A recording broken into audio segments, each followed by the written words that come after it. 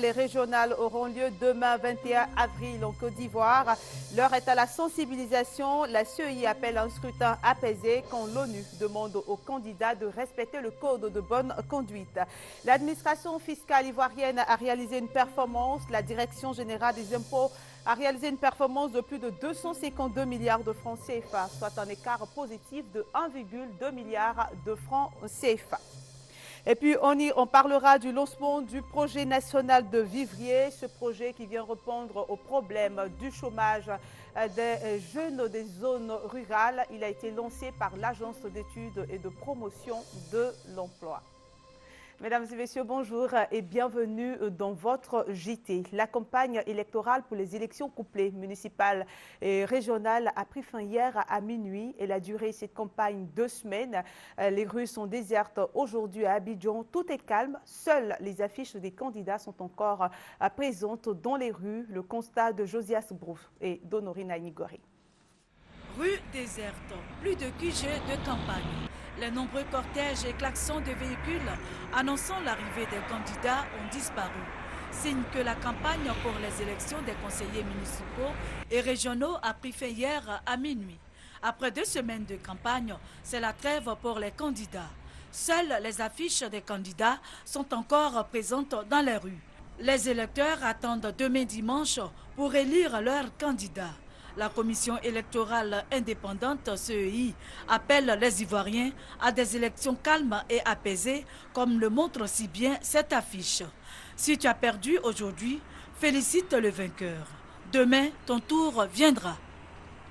Certainement. Et rendons-nous à Boaké pour voir l'ambiance de fin de campagne. Les QG sont restés animés. Les candidats veulent mettre toutes les chances de leur côté pour remporter ces élections. Le reportage de Ouattara Amadou Alter dans un commentaire de Kwadjo Kwame.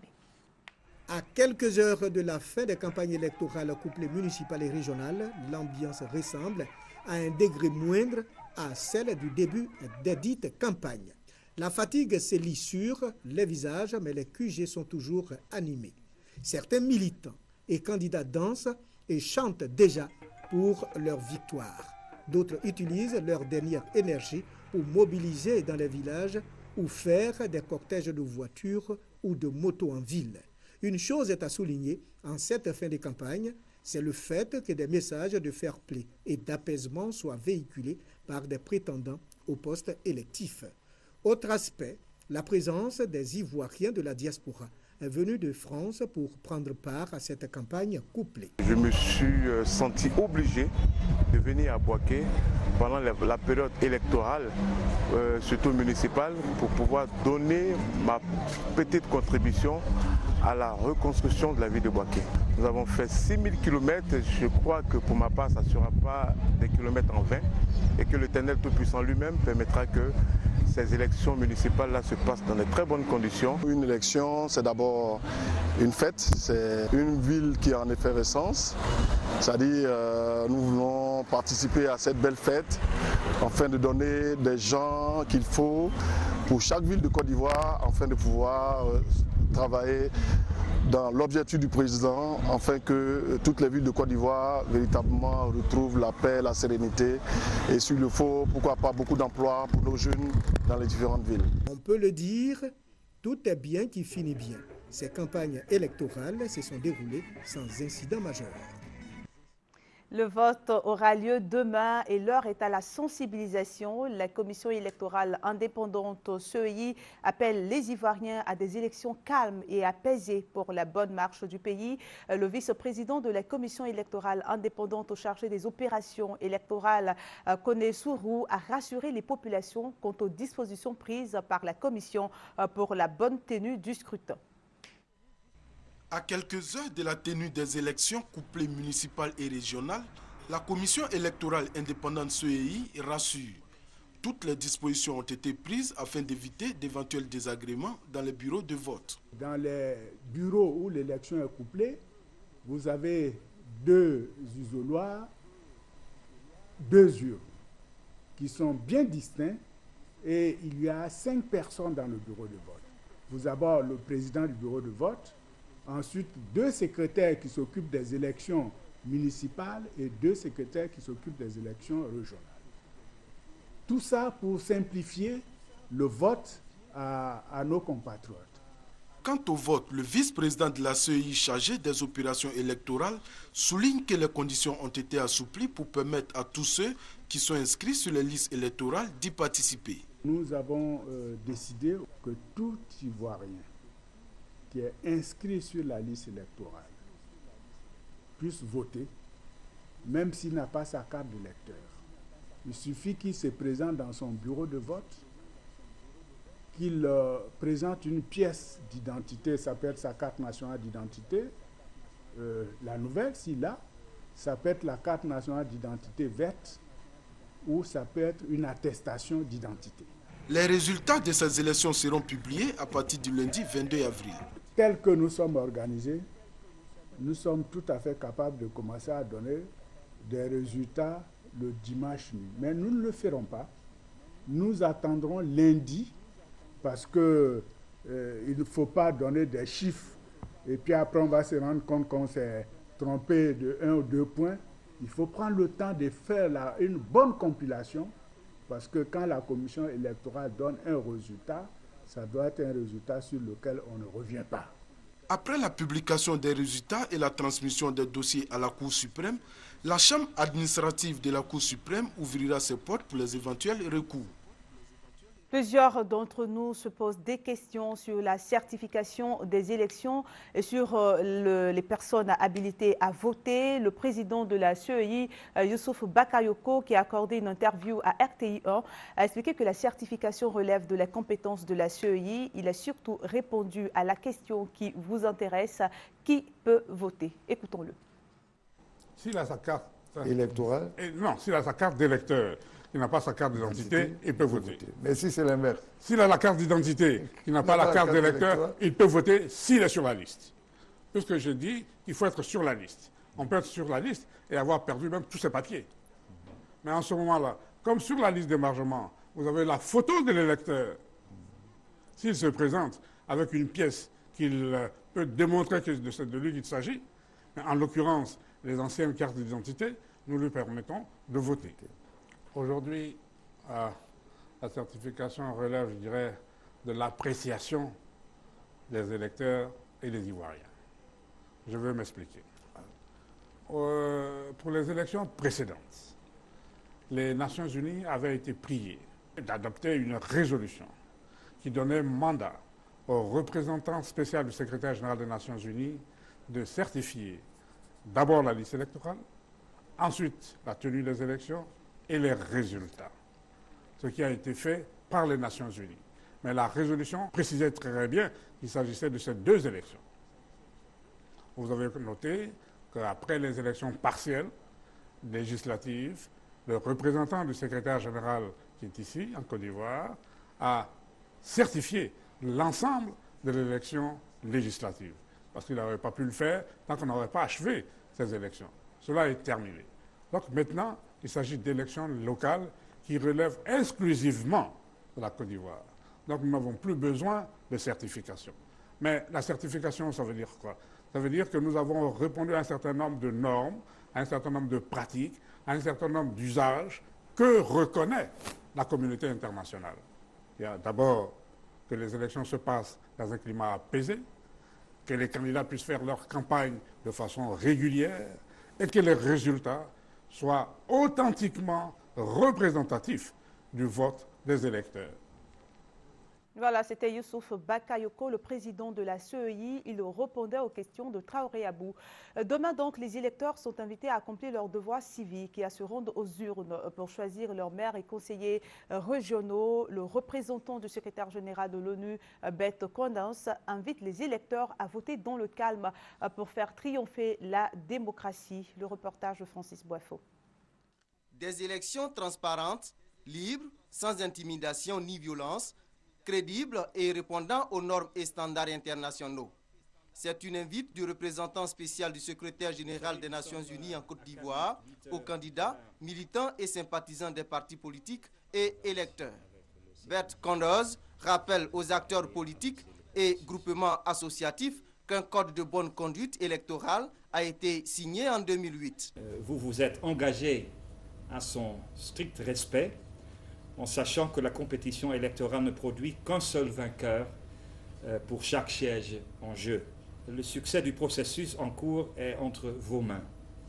J'en appelle par conséquent à votre sens le plus élevé des responsabilités pour éviter toute dérive et toute manipulation.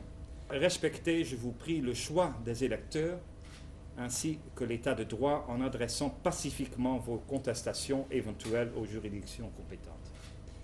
Je voudrais également renouveler mon appel solennel à tous les acteurs qui doivent jouer un rôle républicain et de neutralité absolue dans le processus. Ce sont les agents, bien sûr, de CEI, mais aussi les forces de sécurité, la FRCI dans tous ses différents composants, la police, la gendarmerie et autres autorités, pour qu'ils adoptent aussi cette attitude responsable et action exemplaire avant, pendant et aussi, c'est important, après. Le représentant spécial du secrétaire général des Nations Unies en Côte d'Ivoire ajoute que les auteurs d'appels à la haine et d'incitation à la violence, d'actes d'intimidation et autres entraves au bon déroulement du processus seront passibles de poursuites devant les tribunaux et tenus comptables de leurs actes.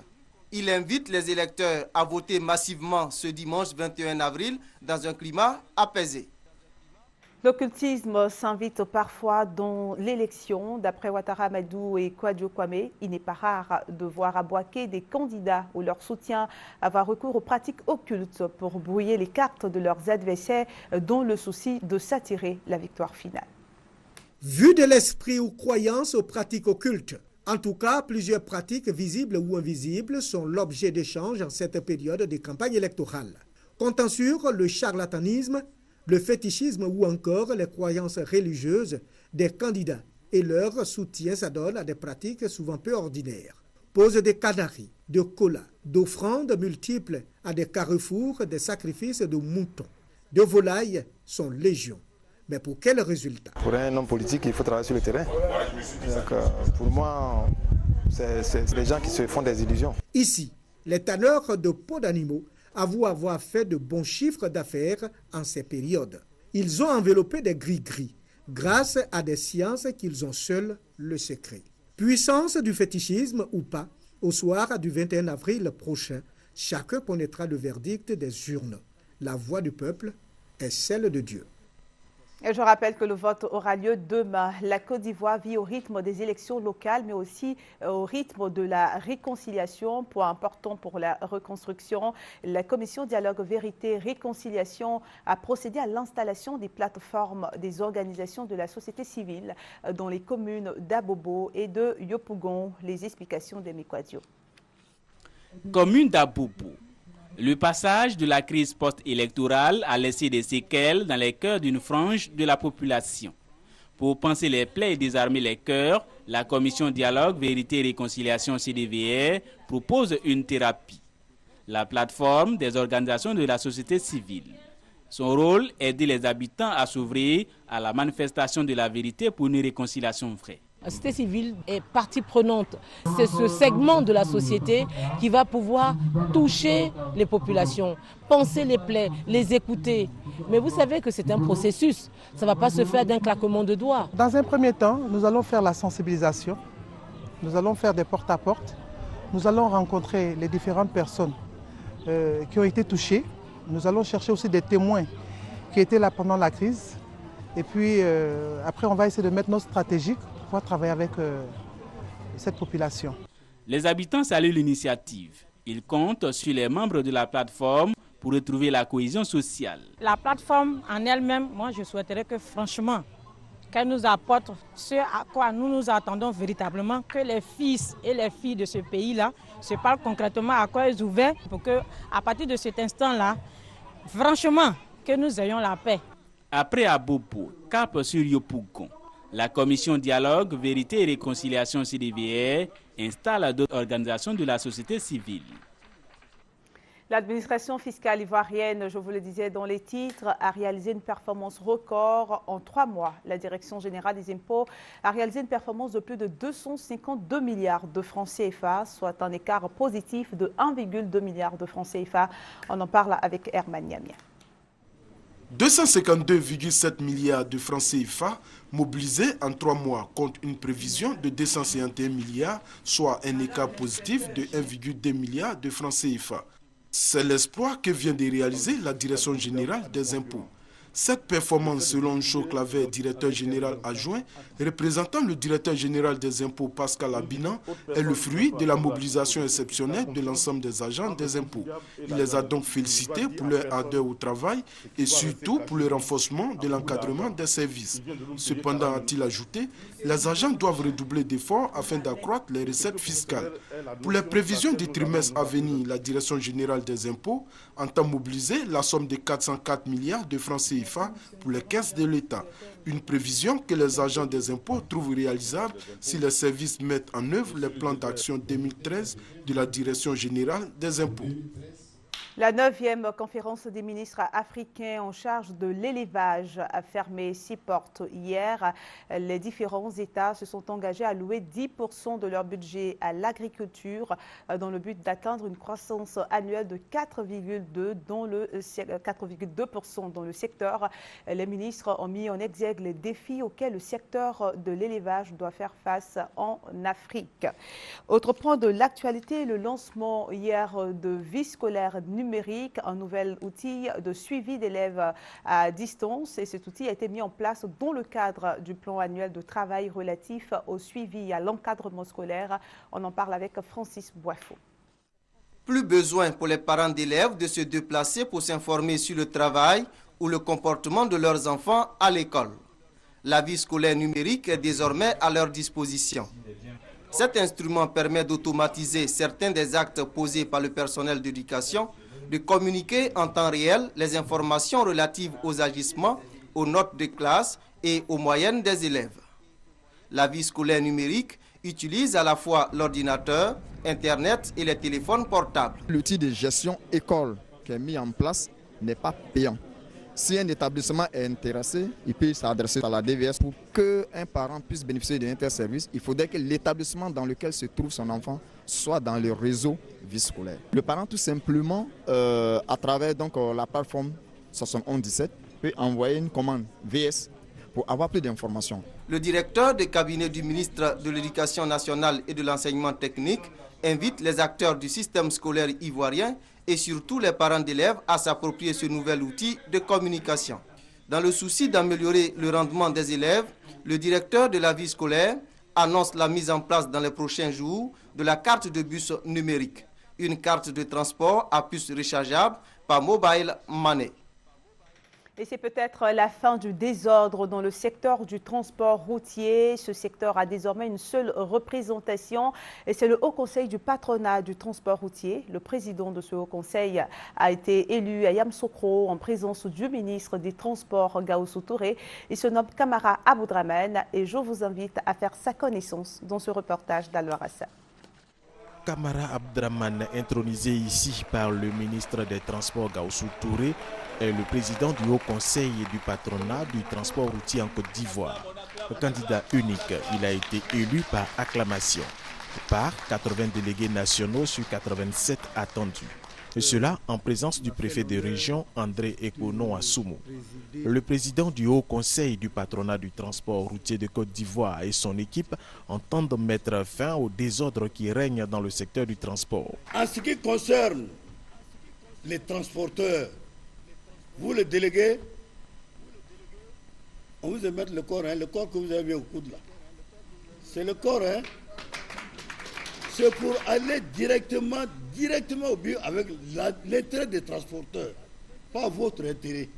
Le ministre du Transport, Gaoussou Touré, reconnaît qu'il était difficile d'arriver à cette élection, mais cela a été possible grâce au concours de tous les transporteurs. Une entente donc à mettre à profit pour moderniser le secteur du transport. Aujourd'hui, c'est un grand jour pour nous tous, parce que le président vient de le dire, des mémoires des transporteurs, c'est la première fois que nous nous mettons tous d'accord sur un seul transporteur pour qu'il soit le président. Sinon, quand on parle d'élection du président des transporteurs, tout le monde tremble. parce qu'on ne sait jamais comment ça va se passer. Des hommes d'affaires ivoiriens de renom du secteur du transport routier, Nsikan Kwame Konon, Diaby Mamadou, Nda Antoine, Souleymane Fofana et bien d'autres étaient présents lors de cette élection et ont promis soutenir le président du Haut Conseil du patronat du transport routier de Côte d'Ivoire pour qu'il mène à bien sa mission. Les activités rizicoles vont bientôt reprendre dans les régions du Guémon, du Tonki et du Cavali. La Banque ouest-africaine de développement vient de procéder au lancement du projet d'urgence de réhabilitation et de relance des activités rizicoles. Coût du projet financé par la BOAD, 4,4 milliards de francs CFA. Honorine Nigori nous en dit plus. Ce projet d'urgence de réhabilitation et de relance des activités rizicoles dans les régions du Tonki, du Guémon et du Cavali consiste à la relance de la production rizicole sur 3000 hectares de bas-fonds, dont 1000 hectares sont à réhabiliter.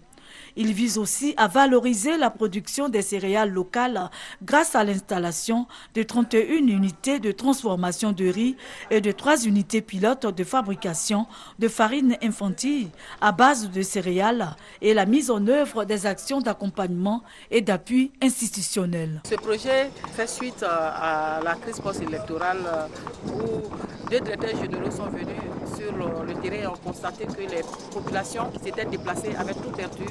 Leur récolte avait été pillée, leur plantation dégradée, donc il fallait leur venir en appui pour le second cycle afin de leur permettre d'abord de reconstituer une réserve alimentaire pour leur famille, mais aussi de relancer l'activité rizicole qui était interrompue à cause de la crise. La Côte d'Ivoire aspire à l'autosuffisance en riz à l'horizon 2016. Et cet objectif ne peut être atteint sans la contribution de la grande région de l'Ouest. C'est pourquoi les producteurs bénéficiaires de ce projet ont été invités par le ministère de l'Agriculture à une bonne organisation afin de tirer un meilleur profit de cet important programme de développement débuté en 2013. Et on en vient au 3e titre de cette édition. L'agence d'études de promotion de l'emploi, en partenariat avec l'ONG Jeunes au Travail, a lancé un projet national de vivrier. Ce projet vient répondre aux problèmes du chômage des jeunes des zones rurales. Grace Kondo et Gabriel Zani. La méthode hydroponique ou technique de planting hors sol en passe de se développer en Côte d'Ivoire. Le projet national de vivrier et de maraîcher entend la vulgariser et en faire le socle de promotion de l'agriculture. L'ambition qui devrait aussi générer des emplois est cautionnée par des entreprises. Le secteur agricole est un secteur qui est véritablement porteur, est un secteur dans lequel les jeunes peuvent véritablement trouver la perspective en termes de création d'activités. Et il faut alors trouver un cadre, un environnement qui les y encourage de manière à ce qu'ils puissent s'installer et trouver la perspective. Nous avons choisi un créneau que nous trouvons porteur, qui est le hors-sol pour son fort taux de rentabilité. Notre apport, c'est l'encadrement, la sélection et puis la surveillance de tous ces partenaires qui nous accompagnent. Faire en sorte que ce projet-là aboutisse. La sélection des bénéficiaires se fera au travers des divisions régionales de la GEP selon des critères à définir.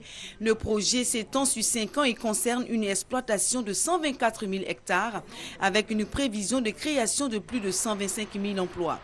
Il sera installé progressivement dans toutes les régions de la Côte d'Ivoire. Et on va s'intéresser à cette convention signée par l'Association internationale pour la lutte contre l'ulcère de Buruli et d'appui au développement et un concessionnaire. Grâce à cette convention, les femmes du secteur informel pourront acquérir des véhicules pour le transport de leurs marchandises. Le reportage de Mekwadio. L'activité des femmes exerçant dans le secteur informel représente un taux important dans l'économie ivoirienne. Et pourtant, elles éprouvent des difficultés à s'approvisionner et à écouler leurs marchandises, faute de moyens financiers pour s'acheter un véhicule. À cela s'ajoute le coût élevé des camions de transport de location. Résultat, la hausse du prix des denrées alimentaires et autres produits sur le marché. On a cette difficulté parce qu'on n'a pas de véhicules. On n'a pas de moyens pour payer des véhicules. Donc, c'est les warors, les taxis, ça nous coûte cher. Des difficultés qui trouveront un début de solution avec cette signature de partenariat. Échange de documents entre l'Association internationale pour la lutte contre l'ulcère de Buruli et d'appui au développement et un concessionnaire. Ce partenaire qui vend des véhicules nous a demandé de signer un partenariat pour qu'il puisse nous aider et nous octroyer des camions pour pouvoir aider les femmes à écouler leurs produits. Environ 2 millions de femmes exerçant dans le secteur informel sont concernées par cette opération. Souvent, on nous demande, on nous invite à aller coiffer des mariés à domicile ou soit à l'intérieur du pays avec nos apprentis. C'est compliqué. Si on a eu cette occasion pour avoir une voiture à notre disposition, vraiment c'est une joie. Pour le paiement des véhicules qui seront mis à la disposition des femmes, l'association compte sur les bailleurs de fonds et les organismes financiers internationaux. Et en vue de contribuer à la promotion de la bonne gouvernance et de la cohésion sociale, Search for Common Ground met en œuvre un projet financé par la Banque mondiale. Hamza Diaby nous fait le compte-rendu de l'atelier de restitution qui a eu lieu hier. Search for Common Ground, la Banque mondiale et les acteurs de la société civile ivoirienne, ensemble pour instruire les populations des localités les plus reculées du pays sur les réformes en cours en matière de gouvernance. Ces projets rassemblent 3 composantes, notamment les pouvoirs publics, les organisations de la société civile et les médias. Et nous essayons de faciliter l'interaction entre les 3 composantes pour justement faciliter la communication de toutes ces réformes qui sont entreprises en faveur de la population. Il existe un déficit de communication à l'endroit des populations sur les réformes institutionnelles, d'où la nécessité d'impliquer la société civile dans le processus. Les populations ne sont pas impliquées dans les réformes entreprises par le gouvernement de Côte d'Ivoire. Et donc aujourd'hui, nous tirons la sonnette d'alarme pour dire que les réformes initiées par le gouvernement sont certes analysées au plus haut niveau, mais nos populations ont besoin effectivement d'être informées. Nous avons parlé de la réforme relative au secteur minier, oui, et aussi celle relative au foncier rural, parce que c'est une question vraiment qui préoccupe beaucoup les populations pour les conflits fonciers que les populations rencontrent quotidiennement dans la zone de l'Ouest. Cependant, la mission ne s'est pas faite sans difficulté. Il faut reconnaître que nos routes sont un peu dégradées et de 2 les élections des campagnes, donc ça aussi ça nous a un peu perturbés. La sensibilisation a eu lieu du 3 au 10 avril dernier et elle a concerné les populations des axes Abidjan-Diokwe, Abidjan-Bondoukou et Abidjan-Korogo. À l'étranger, les 7 Français d'une même famille, dont 4 enfants libérés après avoir été retenus en otage par le groupe islamiste Boko Haram au Nigeria, sont arrivés ce matin à Paris, 2 mois après leur enlèvement au Cameroun. Aujourd'hui, c'est la vie qui a gagné, a déclaré le président français François Hollande. Le père de famille Tanguy Moulin-Fourier a remercié aussi bien le Cameroun que le Nigeria, avec une pensée particulière pour le président camerounais Paul Biya, qui, dans ces derniers jours, a eu un rôle, je cite, important. Après 24 heures d'une vaste chasse à l'homme, la police américaine a annoncé hier soir qu'elle avait interpellé un jeune de 19 ans soupçonné d'être avec son frère tué la nuit précédente, l'auteur des attentats du marathon de Boston. L'arrestation du jeune d'origine tchétchène, 4 jours après les attentats qui avaient fait 3 morts et près de 180 blessés, a été vécue comme un immense soulagement par les Américains. Elle a été saluée par des applaudissements, des rires et des cris de joie dans le quartier où il a été interpellé. Et puis on va faire un tour de l'actualité dans le monde. On commence par le Pakistan où Pervez Musharraf, l'ancien président, est placé en résidence surveillée. L'ancien président pakistanais Pervez Musharraf a quitté ce matin sa ferme des environs d'Islamabad pour se rendre au tribunal qui l'a finalement placé en résidence surveillée chez lui. La veille, l'ancien homme fort du Pakistan avait été mis sous mandat d'arrêt, mais il s'était enfui du tribunal entouré de ses gardes du corps. Pervez Musharraf est inculpé pour plusieurs affaires, notamment le meurtre de l'ancienne première ministre Benazir Bhutto. Il était revenu d'exil pour participer aux élections législatives du 11 mai, mais la justice a exclu sa candidature. Début d'apaisement au Venezuela après que le Conseil national électoral a annoncé qu'il allait mener un audit sur la totalité des urnes. Jusqu'à présent, il n'acceptait d'en vérifier qu'un peu plus de la moitié. Le candidat de l'opposition, Enrique Capriles, a accepté cette proposition, ajoutant qu'elle permettra de faire la lumière sur le scrutin du 14 avril qu'il dit avoir remporté. Des accusations de fraude avaient provoqué des tensions au Venezuela, faisant 8 morts. Nicolás Maduro, qui doit prêter serment aujourd'hui, a officiellement gagné l'élection présidentielle avec 50,8% des voix contre 49% pour son adversaire. Des dizaines de milliers d'opposants au pouvoir de Cristina Kirchner sont descendus hier dans les rues de Buenos Aires. Ils manifestent contre une réforme judiciaire que la présidente argentine tente de faire passer au Congrès. Cette réforme prévoit l'élection d'une partie des membres du Conseil de la magistrature par un vote populaire, mais l'opposition craint que ce changement conduise à un renforcement du contrôle de la justice par l'exécutif. Une trentaine d'immigrés, pour la plupart bangladais, ont été blessés par balle jeudi dans une exploitation agricole du Péloponnèse en Grèce. Travailleurs saisonniers exploités dans des conditions inhumaines, ils réclamaient des arriérés de salaire à leur patron lorsque des contremaîtres leur ont tiré dessus à la carabine. La police a arrêté les 3 suspects et le gouvernement a promis un traitement exemplaire de cette affaire, alors que les agressions contre les immigrés se multiplient en Grèce. Et c'est ici que prend fin ce JT. Demain, 6 jours de vote et l'édiction de 13h sera consacrée à cet événement. Merci de votre attention. Prenez soin de vous. Ne baissez pas les bras. Demain sera meilleur, certainement.